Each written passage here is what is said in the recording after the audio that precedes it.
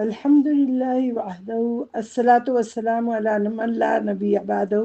اللهم لا مانع لما أعطيت ولا معطي لما منعت ولا ينفع ذا الجد منك الجد. اللهم أرنا الحق حقا وارزقنا اتباعه وأرنا الباطل باطلا وارزقنا اجتنابه. اللهم إني أعوذ بك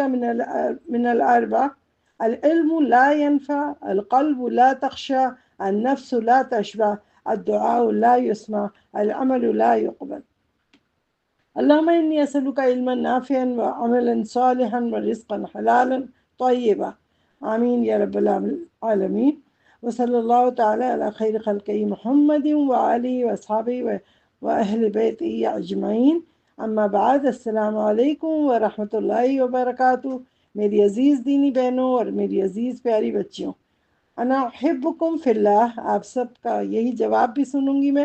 کہ احبک اللہ الذی احببتنی لہ. آمین یا رب. اللہ تعالیٰ کی رحمت اور اس کے فضل کی امید رکھتے ہوئے اس ذکر کی محفل کا آغاز کرتی ہوں، جس کو ملائکہ چاروں طرف سے گھیرے ہوئے ہوں گے باذن اللہ، اور فرشتے اس وقت منادی کر رہے ہوں گے، آواز دے رہے ہوں گے زمین و آسمان میں کہ آؤ. تمام شرکائے محفل کے لیے ہم لوگ مغفرت کی دعائیں کرتے ہیں، حصول جنت کے لیے دعائیں کرتے ہیں، عتق من النار، جہنم کی دعائیں کرتے ہیں کہ اللہ تعالیٰ جہنم کی آگ سے بچائے، جس کا وعدہ ہم سب کے رب العالمین نے کیا ہے، اور وہ وعدہ خلافی اللہ تعالیٰ نہیں کرتا. جیسا کہ قرآن میں آتا ہے کہ ان اللہ لا یخلف المیعاد، بے شک اللہ تعالیٰ وعدہ خلافی نہیں کرتا. اللہ تعالیٰ سے دعا ہے کہ وہ ہماری اس چھوٹی سی ذکر کی محفل کو قبول فرمائے. آمین یا رب العالمین. میری عزیز دینی بہنوں، آج ہم سب زمین کے اوپر بڑے سکون سے چل رہے ہیں، بڑے اطمینان سے ہنس رہے ہیں، بول رہے ہیں. کوئی ہنستا ہے تو کوئی روتا ہے، کوئی عاجزی سے چلتا ہے تو کوئی تکبر سے چلتا ہے، کوئی صحت مند ہے تو کوئی بیمار ہے، تو کوئی اللہ کی عبادت میں لگا ہے تو کوئی اللہ کی نافرمانی کے کام انجوائے کر رہا ہے. غرض کہ ہر شخص مشغول ہے، کسی نہ کسی کام میں مشغول ہے. لیکن ذرا سوچئے، بہت سیریسلی سوچئے کہ ابھی کسی بھی سیکنڈ، کسی بھی لمحہ ہم زمین کے نیچے ہو سکتے ہیں. ابھی ہم اوپر چل رہے ہیں نا، ابھی موت کا فرشتہ کسی کے پاس آ گیا تو اوپر کے بجائے ہم کہاں ہوں گے؟ زمین کے نیچے لوگ ہمارے اوپر چل رہے ہوں گے، اور ہم جو ہے اس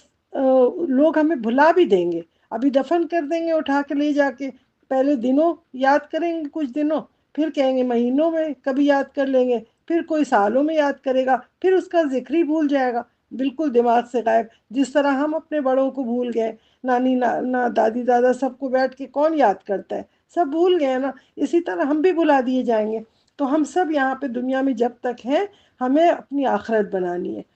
تو کیا ہم روزانہ اپنے اس لمحے کو یاد کرتے ہیں جس کے لیے ہمارے نبی صلی اللہ علیہ وسلم نے کہا تھا کہ لذتوں کو تباہ کرنے والی موت کو یاد کیا کرو؟ کیا سیریسلی ہم کبھی یاد کرتے ہیں؟ سوچیں، ہر بات سوچنے کی ہے اس وقت. اسی طرح ایک چھوٹا سا ان کا ڈاکٹر اسرار احمد کہا کرتے تھے،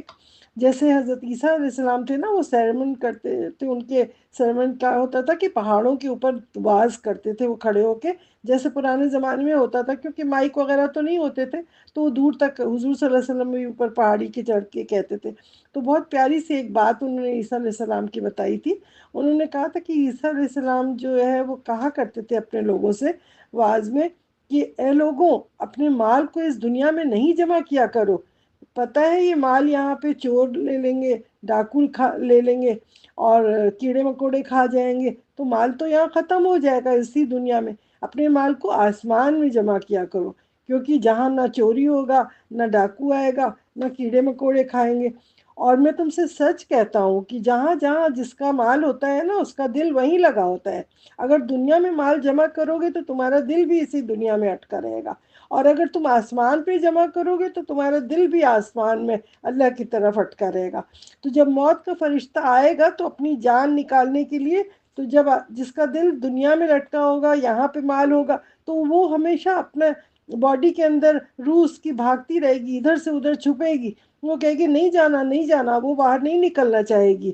تو فرشتے مار مار کے اس کو نکالیں گے، ادھر سے ماریں گے، منہ پہ ماریں گے، پیچھے ماریں گے، نکلو نکلو باہر، آؤ آؤ جلدی. ہاتھ پھیلا کے فرشتے کہتے ہیں ملک الموت یہ کہ باہر نکلو باہر. اور وہ نہیں نکلتی، کیونکہ اس کا مال اس کا دنیا میں ہے اور اس کا دل وہیں اٹکا ہے۔ لیکن جو لوگ اللہ کے پاس بھیجتے ہیں اپنے مال کو، اور ان کو اللہ سے محبت ہوتی ہے، تو وہ فرشتے جب بلاتے ہیں کہ آؤ آؤ باہر آؤ اللہ کے پاس، تو وہ اتنی خوشی خوشی دوڑی ہوئی روئی نکلتی ہے، بالکل آرام سے بالکل نکل جاتی ہے، کہتی ہے اس کا، کیونکہ مال اس کا تو اللہ کے پاس ہے، تو دل تو اس کا اللہ کے پاس اٹکا ہوا ہے، تو وہ اتنی تیزی سے، جیسے پانی کے مشکیزے سے پانی نکلتا ہے نا تیزی سے ڈھکن کھولتی، اسی طریقے سے روح بھی انسان کی جسم سے تیزی سے باہر نکل آتی ہے، اور وہ دوڑ کے جاتی ہے کہ اپنے رب کو دیکھ لیں، کیونکہ اللہ اس سے راضی ہوتا ہے، اللہ سے وہ راضی ہوتی ہے، یعنی روح بھی اللہ کو پیار کرتی ہے، اللہ بھی اس بندے کو پیار کرتا ہے، تو اللہ کو کوئی پیار کرتا ہے تو اللہ اسے نہیں چھوڑتا، اللہ اسے اور پیار کرتا ہے، لیکن اللہ سے کوئی دور بھاگتا ہے تو اللہ بھی اس سے دور بھاگ جاتا ہے،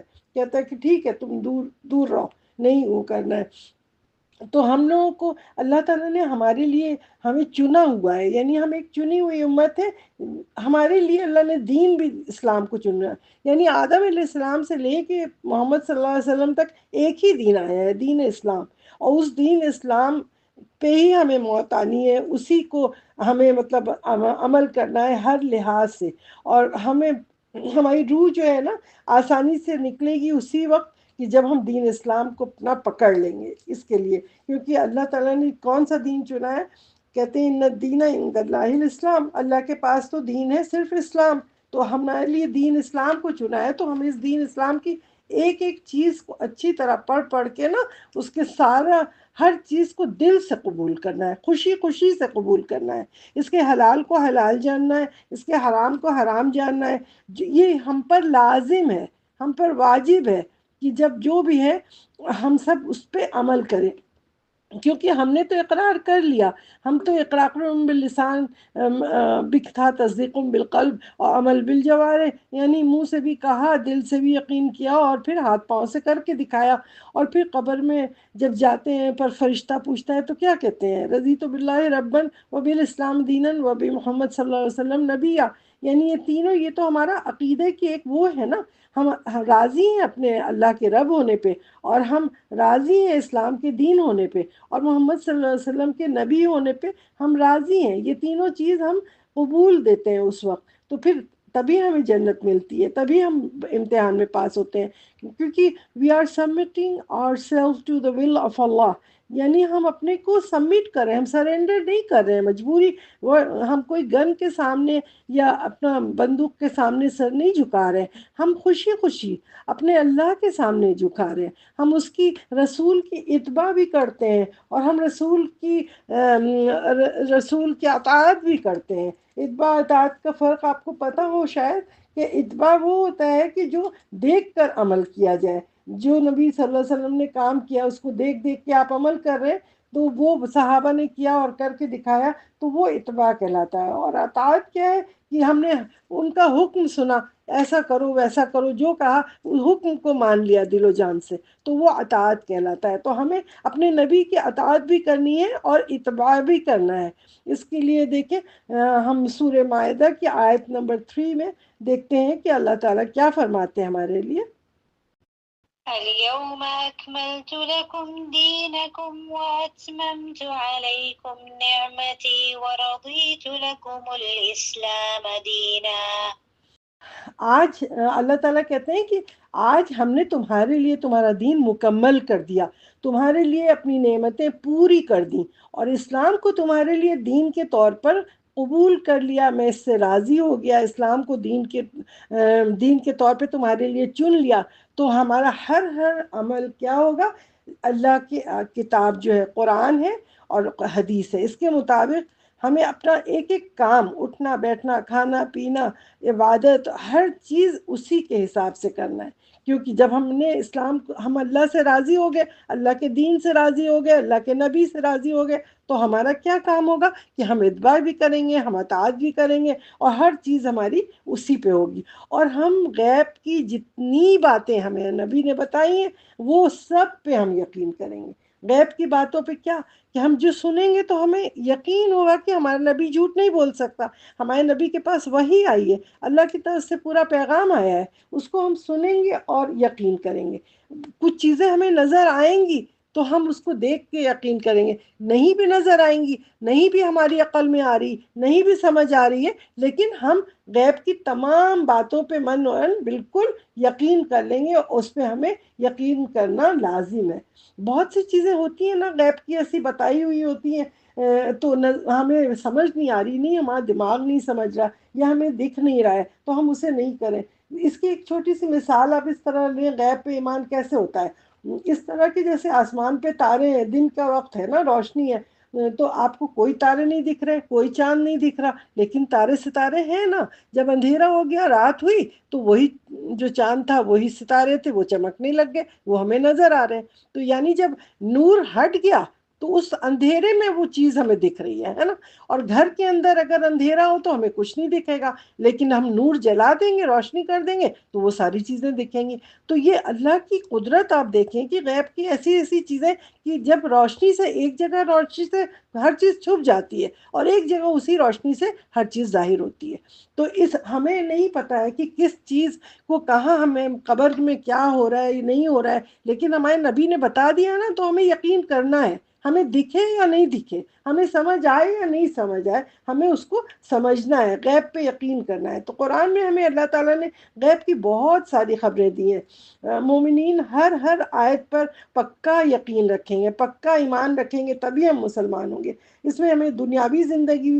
کا پتہ چلا. سب سے پہلے عالم ارواح میں ساری روحیں تھیں، پھر اس کے بعد الست بربکم جو ہم نے اللہ سے وعدہ کیا، اس کے بعد اسی روح کو اللہ تعالیٰ نے رحم مادر میں ڈال دیا، ماں کے پیٹ میں ڈال دیا. اور وہ کیسے چھوٹی سے اس میں کس طرح سے ایک کوٹری میں 8-9 مہینے تک بچہ پڑا رہتا ہے. اسی طرح گھر میں کہا جائے کسی بچے سے کہ ایسے پڑے رہو اتنے دن،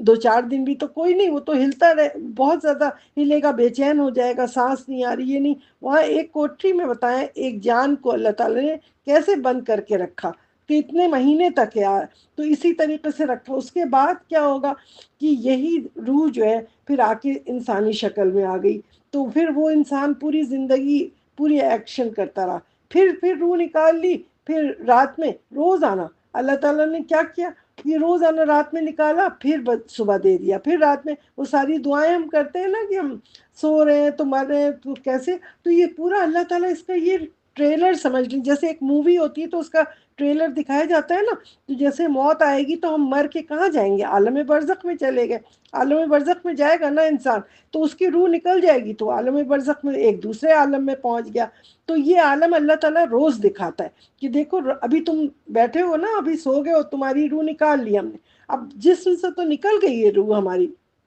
لیکن ہم وہیں بیٹھے بیٹھے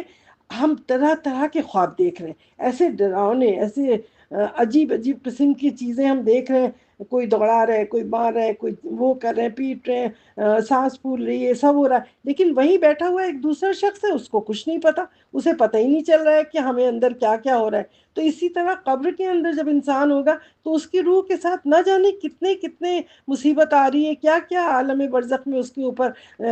حالات ہو رہے ہیں. لیکن وہ دوسرے لوگ قبر کھول کے کہتے ہیں کچھ نہیں، مردہ تو ایسے ہی پڑا ہے، ایسے ہی کچھ نہیں ہو رہا ہے، حالانکہ اس کے اوپر نہ جانے کیا کیا مصیبت آ رہی، کیا کیا قیامت آ رہی. لیکن یہ چیز اللہ تعالیٰ نے جنوں اور انسانوں سے چھپا کے رکھی ہے. جن انسان کو نہیں سناتے، اگر اللہ تعالیٰ ان کی آواز سنا دے نا تو لوگ اپنے مردوں کو دفن کرنا چھوڑ دیں. تو اتنا زیادہ حضور صلی اللہ علیہ وسلم کو دکھایا گیا تھا وہاں پہ. جب معراج ہوئی نا تو وہاں پہ حضور صلی اللہ علیہ وسلم کو دکھایا کہ جنت جہنم میں کس طرح لوگ ہیں. اسی طرح قبر کا بھی حضور صلی اللہ علیہ وسلم کو مشاہدہ کرایا. تو اب جو ہمارے نبی کچھ بھی ہمیں بتائیں گے تو ہم اس پہ 100% یقین کریں گے، کیونکہ وہی بھی ان کے پاس اللہ سے آئی. یہ تمام حالات سب کے، قبر کے اور آخرت کے اور جنت کے اور جہنم کے، یہ ساری چیز جو ہمیں نبی بتائیں گے ہمیں یقین کرنا ہے. یہی ہمارا ایمان ہے کہ اللہ پہ بھی یقین کرو، پھر اللہ کے رسول پہ یقین کرو. تو ہماری یہ زندگی پہلی عالم ارواح سے آئی، پھر اس کے بعد رحم مادر میں آئی، پھر وہ ہماری روح نکل گئی،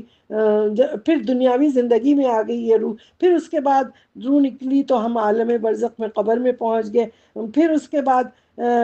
بعد الموت، مرنے کے بعد یوم القیامہ، پھر اللہ تعالیٰ نے روح وہاں پہ قبر میں بھی روح ڈالی، وہاں سوال جواب بھی ہوا، اور پھر اس کے بعد قیامت کے دن پھر اٹھایا، پھر دوڑتے ہوئے سب میدان میں حشر کے میدان میں نکل آئے، پھر روح ڈال دی اللہ نے۔ جب اللہ کی مرضی ہے وہ روح ڈالے اور نکالے، جب اللہ تعالیٰ روح ڈالے گا کسی کو سنا بھی سکتا ہے، نہیں بھی سنا سکتا۔ یہ نہیں ہم سمجھیں کہ بس روح نکل گئی تو بس ختم، پھر اس کے بعد میزان بھی لگے گا، حساب کتاب بھی ہوگا، سزا جزا بھی ہوگی، پھر جنت جہنم بھی ملے گی، اور پھر موت کو دمبے کی شکل میں لا کے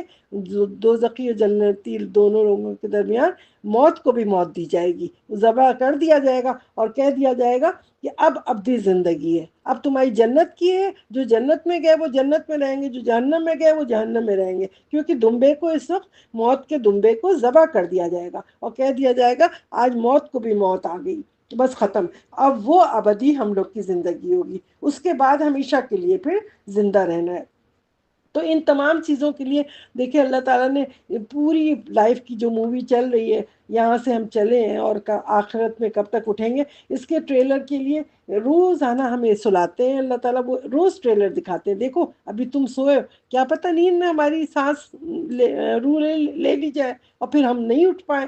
کچھ پتہ تو نہیں ہے نا، دعا پڑھ کے سوتا ہے نا انسان، تو اسی لیے یہ نہیں پتہ ہے کہ یہ ہماری بادل موت کس کی زندگی میں چلتے پھرتے روح نکلے گی یا سوتے میں نکلے گی۔ تو ہر وقت تیار رہیں، ہر وقت، کیونکہ یہ روح جو ہے ٹرانزٹ کے طور پہ، ایک اسٹیشن کے طور پہ نا رکتی ہے، روز رات آ کے آرام کرتی ہے، پھر آتی، پھر ریفیولنگ ہوتی ہے رات میں، پھر صبح اٹھ کے آ جاتی ہے، پھر ہمارے جسم میں جان آتی ہے، پھر ہم اٹھ کے کام کرنے لگ جاتے ہیں۔ تو یہ ایوری ڈے چل رہا ہے۔ اسی طریقے سے برزخ بھی ایک ہے اسٹیشن، کہ ہم جب یہاں سے روح نکلے گی تو وہ برزخ میں انسان کی روح کس شکل میں کہاں رہتی ہے یہ انسان کو کچھ نہیں پتہ ہوتا۔ جیسے کہ ایک آدمی کا قصہ آپ نے حدیث میں سنا ہوگا کہ وہ ایک آدمی اللہ کے ڈر سے اتنا ڈرتا تھا، خوف تھا، کہ اس نے اپنے بچوں کو کہا کہ دیکھو میں مروں تو اٹھا کے مجھے جلا دینا، جلانے کے بعد تیز ہوا جہاں چل رہی ہو وہاں اڑا دینا میری پوری راکھ کو، تاکہ وہ ہوا میں مل کے اتنی دور دور چلی جائے، تاکہ پھر وہ کوئی جمع کر کے اللہ تعالیٰ مجھے وہ نہیں دے، عذاب نہیں دے۔ تو پھر اللہ تعالیٰ نے پھر اس کے بعد اس کی روح کو، یہ ساری چیزیں جو بتاتے ہیں نا غیب کی، یہ ساری چیزیں کہاں کہاں ہوئی ہیں، تو وہ حضور صلی اللہ علیہ وسلم نے ہمیں خبریں دی ہیں، جس سے ہمیں یقین کرنا ضروری ہوتا ہے۔ تو یہ حدیث میں آتا ہے کہ اس آدمی کی روح کو جمع کیا، جب مر گیا تو بچوں نے یہی کیا، اس کو جلا دیا گیا، ہوا میں، تیز ہوا میں اڑا دیا گیا، ختم ہو گئی۔ پھر اللہ تعالیٰ نے ہوا کو آرڈر کیا کہ تم ایک ایک ذرے کو جمع کرو، ایک ایک ہر جگہ سے اس کی راکھ اور یہ وہ سب جمع ہوئی۔ پھر اللہ تعالیٰ نے جان ڈال دیا، جس طرح وہ چڑیوں کو تھا نا کہ ابراہیم علیہ السلام نے کہا تھا، اللہ تعالیٰ نے کہا تمہیں کیا یقین نہیں ہے؟ انہوں نے کہا نہیں، میں اپنے دل کے اطمینان کے لیے کہہ رہا ہوں۔ تو 4 پہاڑوں پہ 4 چڑیا رکھی، اس کے الگ الگ گوشت رکھ کے ڈالے اور پکارا انہوں نے، تو چاروں چڑیاں اٹھ کے چلی آئیں۔ تو اللہ تعالیٰ دکھاتا ہے پیغمبروں کے ذریعے کہ ہم کس کو چاہیں تو ہم زندہ کر دیں، کس کو چاہیں مار دیں۔ کہ اسی طرح سورہ کہف میں دیکھیں قصہ ہے، اور وہ جو 100 سال تک مرے لوگ پڑے رہے، پھر اس میں کیسے وہ سارا قرآن میں آپ لوگ پڑھتے ہی ہوں گے سارے قصے۔ تو اسی طرح اس آدمی نے کہا بس مجھے جلا کے اڑا دینا۔ جب جلا کے وہ سب اڑا دیا گیا، تو جب راکھ جمع کر کے اس کو دوبارہ سے وہ ہوا، تو اس سے پوچھا کیوں تم نے ایسا کیا؟ تو اس نے کہا مجھے بہت خوف تھا، بہت ڈر تھا کہ کہیں ایسا نہ ہو کہ ہو۔ تو اس کے خوف اور ڈر اور تقویٰ کا وہ عالم تھا، اللہ کو پسند آیا اور اللہ تعالیٰ نے اس کی مغفرت کر دی۔ تو اب کسی شخص کو یہ کہہ دینا کہ فلاں کافر ہے، فلاں یہ ہے، فلاں وہ ہے، کسی کو کبھی کچھ نہیں کہے۔ اللہ کے قریب کون کتنا ہے ہمیں نہیں پتہ، کیونکہ ہر شخص کا عقل اور ایمان اور یہ عقیدہ اور یہ ساری چیزیں ڈیفرنٹ ہیں۔ کوئی فرسٹ کلاس کا بچہ ہے تو ہم فرسٹ کلاس کا پیپر دیتے ہیں، کوئی پی ایچ ڈی کا ماسٹرز ہے، میٹرک کا، انٹر کا، ہر ایک کا ڈیفرنٹ لیول پہ ٹیسٹ ہوتا ہے۔ اسی طرح اللہ تعالیٰ نے کسی کو تھوڑی عقل دی ہے، کسی کو زیادہ عقل دی ہے، کسی کو زیادہ نالج ہے، کسی کو کم نالج ہے، اس کے حساب سے اللہ ٹیسٹ لے گا۔ اللہ کو پتہ ہے لا یکلف اللہ نفسا الا وسعها، اللہ تعالیٰ کسی نفس پہ اس سے بوجھ زیادہ نہیں ڈالتا۔ جتنی آپ کو نالج ہوگی، جتنا اللہ تعالیٰ کی اس میں آپ کر رہے ہوں گے نا، اسی حساب سے آپ کا امتحان ہوگا۔ کبھی یہ نہیں سمجھے کہ ہماری نفس کو جو نہیں آتا اس کے حساب سے اللہ امتحان لے کے ہمیں فیل کر دے گا، نہیں، اللہ تعالیٰ بہت مہربان ہے، اللہ بہت مہربان ہے، اللہ تعالیٰ اپنے بندے کو جانتا ہے وہ کس حد تک وہ کر رہا ہے، کتنی محنت کر رہا ہے، اللہ دیکھتا ہے ہمارے ایک ایک کام کو، دیکھتا ہے ہم کیا کر رہے ہیں، کیسے کر رہے ہیں۔ تو اس چیز سے کبھی مایوس نہیں ہو، اور دوسرے کو کبھی بھی نہیں کہ یہ دیکھو فلاں تو ایسا، فلاں تو ایسا، خبردار کبھی بھی ایسا نہیں کریں کسی کے متعلق، سوچے ہی نہیں، کیا پتہ وہ آپ سے بہت آگے ہو، تقوی میں بہت اچھا ہو، اللہ سے بہت قریب ہو۔ جیسے اس آدمی کا تھا کہ دیکھیں اس کی عقل کم تھی تو اس نے اپنے کو سوچا کہ ہم جلا دیں گے، اس کو یہ نہیں پتا کہ یہ ہوا اللہ نے بنائی ہے، پانی اللہ نے بنایا، یہ سب اڑ اڑ کے اللہ تو ایک کن فیکون سے سب بلا کے جمع کر دے گا نا۔ تو یہی دعا کیا کریں کہ کن فیکون سے اللہ تعالیٰ ہمارے لیے بھی سب آسانی کر دے اور ساری چیزیں ہمارے لیے آسان ہو جائے۔ ہر کام ہمیں صرف اپنی ڈیوٹی کرنی ہے، جو اللہ نے ہمارے اوپر کام ڈال دیا بس ہمیں وہ کرنا ہے، اور انشاءاللہ تعالیٰ اپنے رب کو راضی کرنا ہے۔ اسی طرح جیسا اس میں دیکھتے ہیں ہم عالم برزخ کا ایک اور یہ جو ہے برزخ نا، یہ ایک آڑ ہے، ایک پردہ ہے، ایک اسٹیشن ہے۔ تو اس کے لیے سورہ مومنون کی آیت نمبر 100 میں اللہ تعالیٰ کیا فرماتے ہیں؟ وَمِن وَرَائِهِمْ بَرْزَخٌ إِلَى يَوْمِ يُبْعَثُونَ، اور ان کے پیچھے ایک پردہ ہے، ایک برزخ ہے، جب تک وہ اٹھائے جائیں گے، یعنی قیامت تک جب تک اٹھائیں گے۔ ایک دنیاوی زندگی ہے، پھر ایک برزخ کی زندگی ہے، ایک لمبی ہے، کسی کے لیے چند دنوں کی، کسی کے لیے مہینوں کے لیے، کسی سالوں کے لیے، کسی کے ہزاروں سال کی ہے، کسی کو کچھ نہیں پتا ہے۔ قیامت کے دن جب اٹھیں گے نا سارے کے سارے، کسی کو پتہ نہیں چلے گا، کبھی کہیں گے کوئی سمجھے گا چند گھنٹے ہم سوئے تھے وہاں برزخ میں، کوئی کسی کو فیل نہیں ہوگا یہ ٹائم پیریڈ، وہ سب اس وقت پتہ چلے گا ہر شخص کا اس کے حساب سے۔ اسی برزخ میں کتنوں کو عذاب ہو رہا ہے، کتنے آرام سے رہ رہے ہیں، کسی کو جنت کی ہوا آ رہی ہے، کسی کو جہنم کی ہوا آ رہی، یہ سارا کچھ برزخ میں ہو رہا ہے انسان کو۔ تو اس لیے میری عزیز بہنوں بہت غور کیجئے دنیا کی زندگی میں، یہ چیز کو اچھے سے سوچئے کہ ہمارے ساتھ ساتھ ایک پیرلل زندگی برزخ کی چل رہی ہے ساری لوگوں کی۔ ابھی ہم دنیا میں ایک زندگی میں گزر رہے ہیں، اور ہمارے عزیز و اقارب جو ہیں ان کی فلائٹ جا کے برزخ میں رکی ہوئی ہے، ٹرانزٹ میں ہے ابھی، وہ ہمیں دکھائی نہیں دے رہے ہیں، ہم ان سے بات نہیں کر سکتے، وہ ہم کو کال نہیں کر سکتے، وہ ہمیں ٹچ نہیں کر سکتے، وہ ہمیں سن نہیں سکتے، لیکن وہ ہوش میں ہے، وہ برزخ کی زندگی میں زندہ ہیں، وہ سن بھی سکتے ہیں، دیکھ بھی سکتے ہیں، محسوس بھی کر سکتے ہیں۔ یہ کیسے ہو سکتا ہے؟ جب اللہ ان کو سنوانا چاہے، ایسے کچھ نہیں کر سکتے، ایسے کوئی قبر میں پڑا ہے کوئی کچھ نہیں کر سکتا۔ اللہ دکھانا چاہے، اللہ سنوانا چاہے، اللہ محسوس کروانا چاہے تو اللہ سب کچھ کر سکتا ہے۔ اللہ کے لیے تو کن فیکون، کوئی بھی مشکل نہیں ہے نا کام۔ تو جب اللہ تعالیٰ جس کو سنوانا چاہتا ہے تو اللہ تعالیٰ سنوا دیتا ہے۔ جیسے سورہ فاطر کی آیت نمبر 22 میں دیکھیں اللہ تعالیٰ کیا فرماتے ہیں؟ وَمَا يَسْتَوِي الْأَحْيَاءُ وَلَا الْأَمْوَاتُ إِنَّ اللَّهَ يُسْمِعُ مَن يَشَاءُ وَمَا أَنتَ بِمُسْمِعٍ مَّن فِي الْقُبُورِ۔ زندہ لوگ اور مردہ لوگ یہ برابر نہیں ہوتے ہیں، اور بے شک اللہ تعالیٰ جس کو چاہتا ہے سنا دیتا ہے۔ اللہ تعالیٰ کہتا ہے نا ان اللہ یسمع من یشاء، اللہ جسے بھی چاہتا ہے اس کو مردے کو سنا دیتا ہے۔ اور آپ صلی اللہ علیہ وسلم اسے کچھ بھی سنانے والے نہیں ہیں جو قبروں میں ہیں۔ اللہ تعالیٰ بتا رہے ہیں کہ اللہ جسے چاہے گا تو سنائے گا۔ حضور صلی اللہ علیہ وسلم کو جتنی بھی پاور دی ہے اللہ تعالیٰ نے، جتنی بھی اہمیت دی ہے، لیکن ان سے کہہ دیا کہ دیکھو تم کچھ نہیں سنا سکتے۔ تو یہ جو ہم لوگ سمجھتے ہیں نا قبروں پہ جا جا کے مانگ رہے ہیں فلاں بابا سے فلاں پیر سے، اور وہ آپ کی سن رہے ہیں، آپ کی بات کوئی کچھ نہیں سن رہا ہے، صرف آپ اپنا وقت ضائع کر رہے ہیں، بالکل بیکار، بالکل فالتو باتیں اپنے کو شرک میں ڈال رہے ہیں، گناہ کر رہے ہیں۔ مت جایا کریں قبروں پہ، نہیں مانگا کریں کسی سے۔ جب نبی ہمارے نہیں سنا سکتے کسی کو تو پھر آپ لوگ جا جا کے قبروں پہ کیوں مانگتے ہیں ہاتھ پھیلا پھیلا کے؟ سب کو روکا کریں، کہتے صاف قرآن میں آ گیا ہے کہ تم وہ کچھ نہیں سنتا قبر میں، اللہ تعالیٰ جسے چاہے۔ اسی طرح سورہ نمل کی آیت نمبر 80 میں اللہ تعالیٰ کیا فرماتے ہیں؟ إِنَّكَ لَا تُسْمِعُ الْمَوْتَى وَلَا تُسْمِعُ الصُّمَّ الدُّعَاءَ إِذَا وَلَّوْا مُدْبِرِينَ۔ بے شک آپ نہ مردوں کو سناتے ہیں اور نہ ہی بہروں کو اپنی آواز یا پکار سناتے ہیں جب وہ پیٹ پھیر کر چلے جاتے ہیں۔ تو اس میں صاف کہہ دیا کہ نبی صلی اللہ علیہ وسلم سے کہہ دیا کہ نہ آپ سنا ہی نہیں سکتے، ختم بات۔ تو اس لیے اب آپ کو کسی کو بھی اس بات پہ نہ یقین کرنا ہے، نہ کبھی کسی قبروں پہ فاتحہ پڑھنے اور اس سب کے لیے جانا ہے، کیونکہ اللہ تعالیٰ کی مرضی ہے۔ اللہ تعالیٰ کبھی کبھی سنا بھی دیتا ہے کہ دیکھو اللہ تعالیٰ جیسے دکھاتا ہے، ابھی اس میں جو چیزیں بتائی ہیں وہ ہمیں یقین کرنا ہے، کیونکہ جب انسان قبر میں ہوتا ہے نا تو اس کو بتایا جاتا ہے کہ تمہارے اللہ تعالیٰ کی طرف سے جس کو اللہ تعالیٰ چاہتے ہیں بتاتے ہیں کہ تمہارے لیے تمہارا بچہ فلاں دعا کر رہا ہے، تمہارا بچہ اتنا صدقہ کر رہا ہے، یہ سب۔ تو یہ ساری چیزیں اللہ تعالیٰ جب بتانا چاہتا ہے تو مردے کو سنائی دیتا ہے، سمجھ آتا ہے، پھر اس کی روح نکال دیتا ہے اللہ تعالیٰ، ختم۔ تو یہ اللہ کی مرضی ہے، ہمیں کیا پتا کہ کس لمحے کس کو اللہ سنا رہا ہے، یہ سب ہمیں کچھ نہیں پتا۔ یہ اللہ تعالیٰ جس کو دکھانا چاہے گا، سنانا چاہے گا، محسوس کرنا چاہے گا تو وہ کر بھی سکتا ہے۔ تو اس لیے اس بات پہ یقین رکھیں کہ مردے کا ٹوٹل مردہ ایک دم مرا ہے تو بالکل ہی نہیں سن سکے گا، ایسی کوئی وہ نہیں ہے، حدیث میں آتا ہے اور قرآن میں بھی آ رہا ہے، تو اس کو یقین کریں۔ اس مثال سے صاف یہی، جیسے میں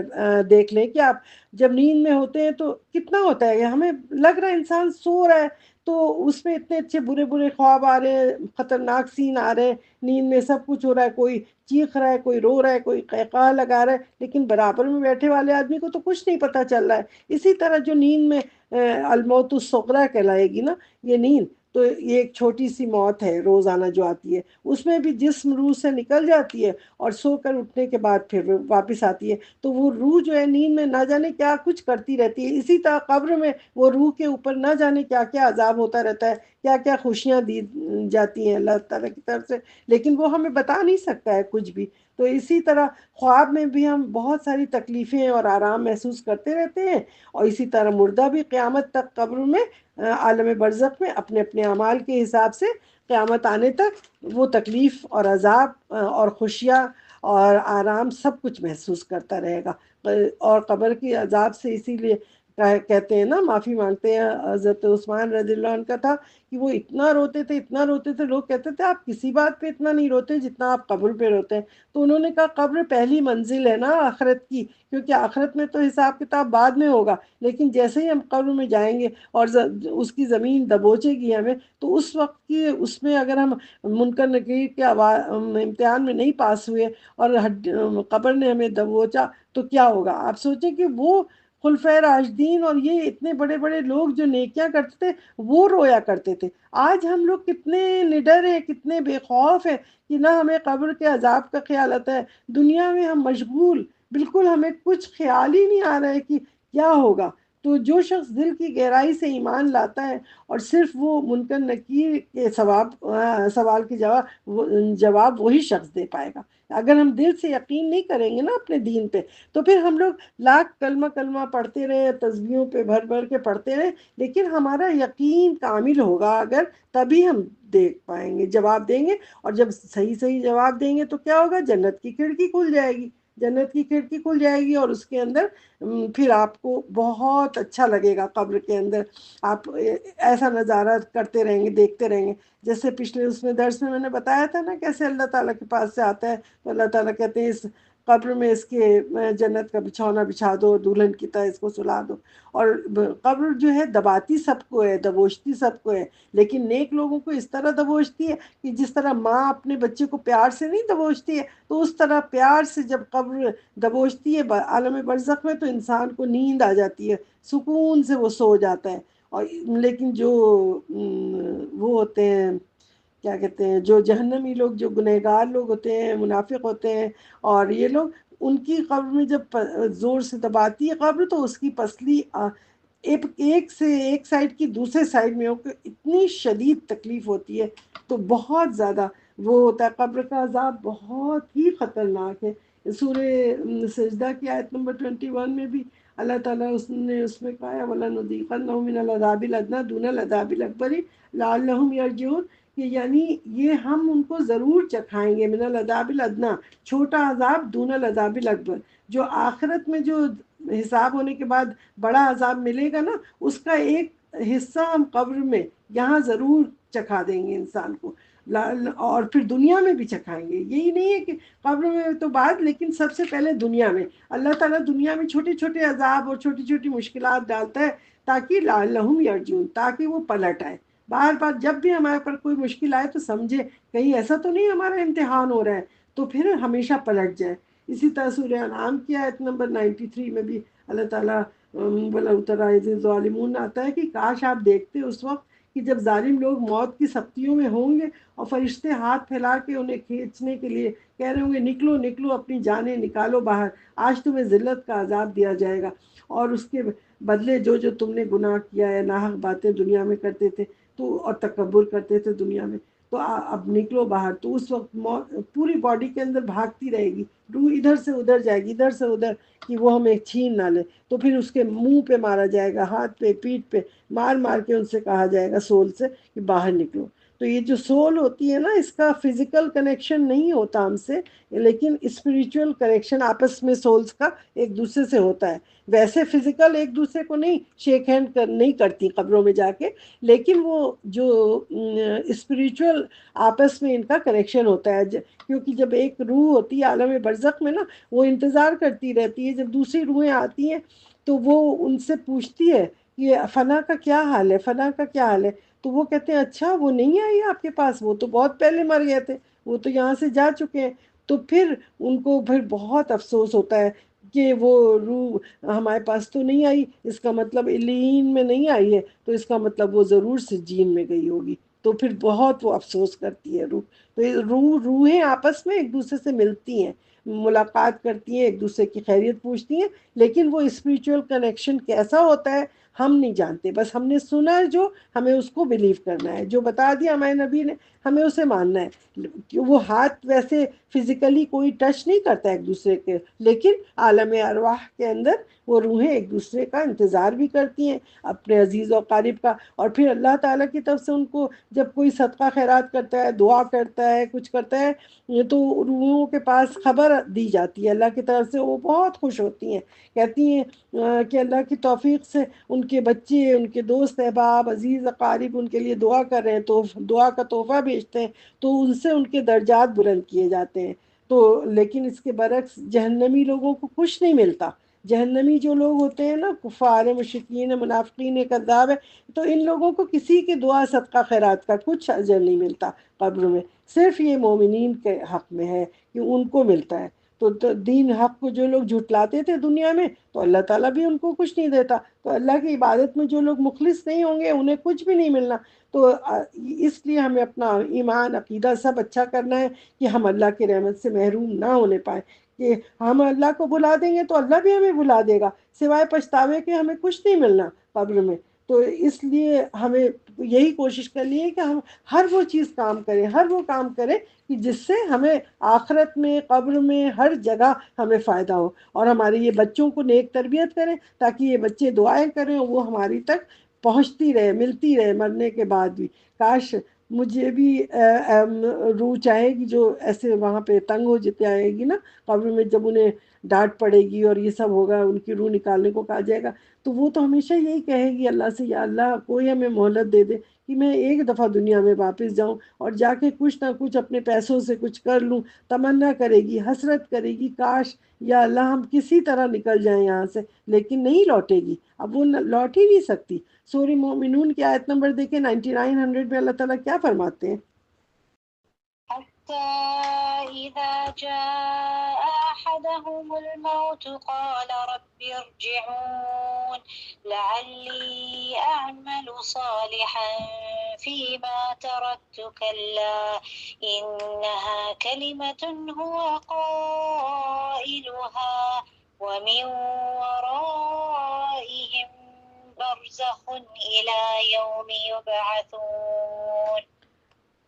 یہاں تک کہ جب حتیٰ اذا جاء، یہاں تک کہ جب ان میں سے کسی کے پاس موت آتی ہے تو وہ شخص کہتا ہے اے میرے رب مجھے واپس بھیج دے، شاید کہ میں کوئی اچھا کام کر لوں دنیا میں جا کے اپنے مال سے، جو میں مال چھوڑ کے آیا ہوں دنیا میں جا کے اسے تیری راہ میں نکال دوں، اس میں سے کوئی میں نیک عمل کر لوں. تو اللہ تعالیٰ کی طرف سے کیا حکم ہوگا؟ ہرگز نہیں. یہ تو ایک بات ہے کہ جسے وہ کہہ رہا ہے، اور اس کے آگے تو ایک بہت بڑی قیامت کے دن تک اسے یہ پردہ ڈال دیا گیا ہے برزخ کا، اسی میں وہ پڑا رہے گا۔ تو میری عزیز بہنوں، وہ حسرت کا دن ہوگا، وہ پچھتاوے کا دن ہوگا۔ اب اس دنیا میں واپس آنا ناممکن ہے، اللہ کا وعدہ سچا ہے۔ جنتی اور جہنمی کو حقیقت کا پتہ روح نکلتے ہی چل جاتا ہے، برزخ میں جانے سے پہلے ہی اس کو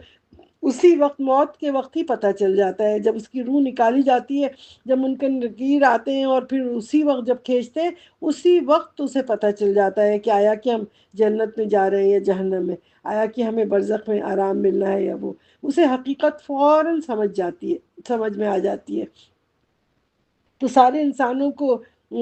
اسی وقت ہی معلوم ہو جاتا ہے، لیکن اسی لیے ہم سب کو چاہیے کہ یہ ساری باتیں جو ہم سمجھ رہے ہیں، جان رہے ہیں، یہ ہم آگے بڑھائیں، دوسروں کو سمجھائیں۔ کیوں؟ کیونکہ اللہ نے ہمارے اوپر ذمہ داری ڈالی ہے، اللہ نے، ہم ایمان لائے، ہم مسلمان ہیں، ہمیں اللہ تعالیٰ نے چنا ہے، اپنا دین بتایا ہے، اپنا دین اسلام کے اندر ہمیں داخل کیا ہے، اور پھر کہہ دیا ہے سورہ آل عمران میں آیت نمبر 110 میں اللہ تعالیٰ ہم سے کیا فرماتے ہیں، ہمیں ذمہ داری ڈال دی ہے نا ہمارے اوپر، تو ہمیں یہ دیکھنا چاہیے کہ اللہ تعالیٰ نے ذمہ داری ڈالی ہے، ہمیں اسے ادا کرنا ہے نا۔ تو دیکھیں سورہ آل عمران کی آیت 110 میں اللہ تعالیٰ کیا فرماتے ہیں؟ كنتم خير أمة أخرجت للناس تأمرون بالمعروف وتنهون عن المنكر وتؤمنون بالله ولو آمن أهل الكتاب لكان خيرا لهم منهم المؤمنون وأكثرهم الفاسقون۔ اللہ تعالیٰ کہتے ہیں کہ تم بہترین امت ہو، تمہیں سلیکٹ کیا ہے، جو نکالا ہے ہم نے تمہیں لوگوں کے لیے، تاکہ تم نیکی اور اچھائی کا حکم دیتے رہو اور برائی سے لوگوں کو روکتے رہو، اللہ پر تم ایمان رکھتے ہو، اس لیے کیونکہ تمہیں ہم نے اس دین میں، اسلام میں پیدا کیا، اور اگر اہل کتاب بھی ایمان لے آتے تو ان کے لیے بھی بہتر ہوتا، اور ان میں سے کچھ تو بہت ایمان والے مومن ہیں، اور ان میں سے میجورٹی اکثر جو ہے نافرمان اور فاسق ہے۔ لیکن ہم سب کو اپنی ڈیوٹی کرتے رہنا ہے۔ کیا ہم کر رہے ہیں؟ سوال یہ پیدا ہوتا ہے کہ کیا واقعی ہم اپنی ڈیوٹی ادا کر رہے ہیں؟ ہر ایک اپنے اپنے کو دیکھے، اپنے اپنے گریبان میں خود منہ ڈالے، خود اپنے کو جا کے، دوسرے پہ پوائنٹ آؤٹ بالکل نہیں کرنا ہے، ہمیں اپنے کو دیکھنا ہے، اپنے بچوں کو دیکھنا ہے، اپنے قریب والوں کو، کہ کیا ہم اپنی اس ڈیوٹی کو پورا کر رہے ہیں، لوگوں کو بتا رہے ہیں، سمجھا رہے ہیں۔ تو غور سے سوچیں کہ اور سمجھیں اور پھر آگے بڑھائیں یہ کام۔ یہ نہیں کہ ہم بیٹھ کے جمع ہو گئے اور پڑھ رہے ہیں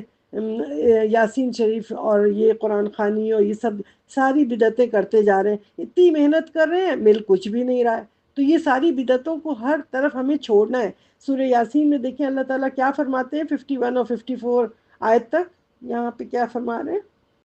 ونفخ في الصور فإذا هم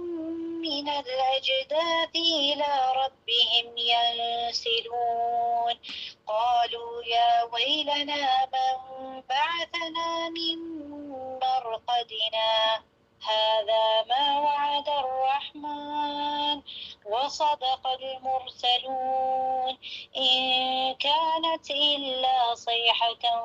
واحدة فإذا هم جميع لدينا محضرون فاليوم لا تظلم نفس شيئا ولا تجزون إلا ما كنتم تعملون۔ یہاں سورہ یاسین کو صرف ہم لوگ بار بار پڑھتے رہتے ہیں اور کچھ اس کو سمجھتے نہیں ہیں۔ اس میں دیکھیں اللہ تعالیٰ کیا فرماتے ہیں، اور جب سور پھونکا جائے گا تو وہ اچانک قبروں سے نکل کر اپنے رب کی طرف تیزی سے دوڑ رہے ہوں گے، اور وہ کہیں گے ہائے بربادی، کس نے ہمیں ہماری سونے کی جگہ سے اٹھا دیا۔ مرقدینہ کیا ہے نا کہ ہماری سونے کی جگہ، ہم جہاں سو رہے تھے قبر میں، کس نے ہمیں اٹھا دیا۔ یہ وہ ہے جو رحمان نے وعدہ کیا ہے اور رسولوں نے سچ کہا تھا، تم کو جو بتایا کہ اب دیکھو سونے کی جگہ سے یہ اب دیکھو پھر، اور نہیں ہوگی مگر ایک چیخ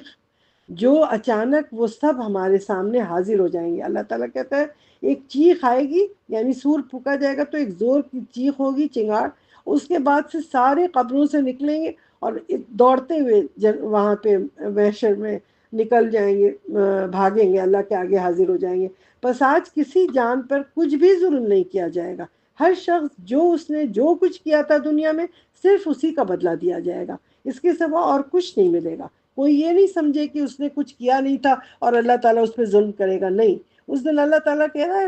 کوئی بھی ظلم نہیں ہوگا، جو بھی تم نے کیا ہے وہ تمہارے سامنے دکھا دیا جائے گا۔ منہ کے اوپر انسان اپنی صفائی کے لیے بہت بولے گا تو منہ بند کر دیا جائے گا ٹیپ سے، اس کے باڈی پارٹس بولیں گے، اس کا ایک ایک حصہ گواہی دے گا، پھر انسان کچھ نہیں کہہ پائے گا، اس کا ہاتھ، اس کا پاؤں، اس کے شرمگاہ، اس کی ہر چیز گواہی دے گی، اس نے یہ کام کیا، وہ کام کیا۔ اسی طرح سے جب وہ سب گواہی دیں گے تو وہ چپ ہو جائے گا، ظاہر سی بات ہے، اس کو پتہ چل جائے گا کہ اب تو ہم اپنا کوئی طریقہ ہی نہیں ہے اپنے کو بچانے کا، تو یعنی سیٹسفائی کر دیں گے اللہ تعالیٰ ہر ایک کو، چاہے وہ ظالم، چاہے جہنمی ہو، چاہے جنتی ہو، دونوں کو اپنے اپنے عمل کا سارا کچھ اتنا اس طرح دکھایا جائے گا کہ وہ سب سیٹسفائیڈ ہوں گے۔ اسی طرح سورہ زمر کی آیت نمبر 68 میں اللہ تعالیٰ کیا فرماتے ہیں؟